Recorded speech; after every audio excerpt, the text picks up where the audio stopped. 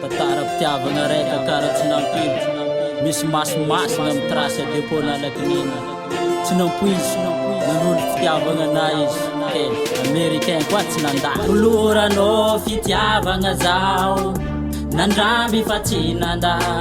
Hitady aza ataoko kale, nisorako betsaka anao nakatia.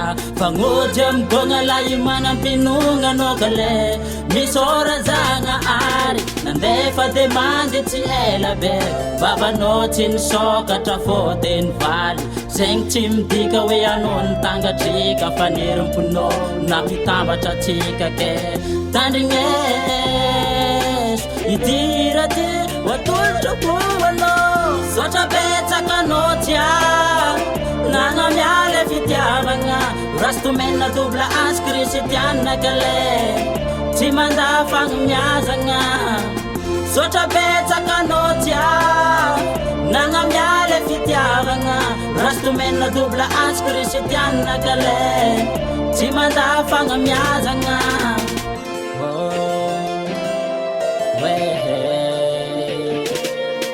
Pagniryako efa ela anao fa zatsy lasany volagna satria maty na egna maso. Anao nanolo mpitiavagna zaho tsy nandalo, tômpinamiano nivaliako tsisy andrasoandraso. Efa ela ny fitiavako tsy nandry fany fô, zaho sekanjenky nefa ninao tonga talô.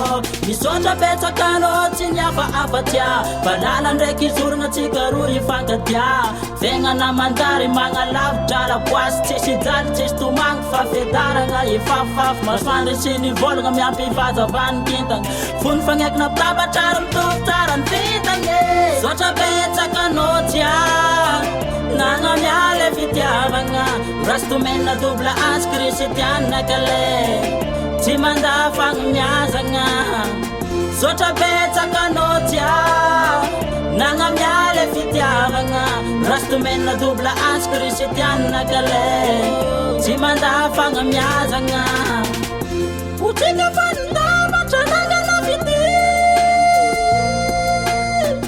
mandramanga tsy oramany fitiavatsika re. Anao fitiako anao. Sotra betsaka anao tia, nagnamiale fitiavagna. Rastomena double as kristiana kale, tsy manda fagnomiazagna.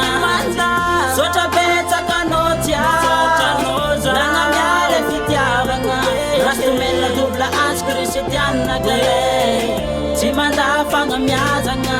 1 minute 46 secondes. Rastomena double as fagnajagna miako anao mankatia zay io e. Aza mandra bella.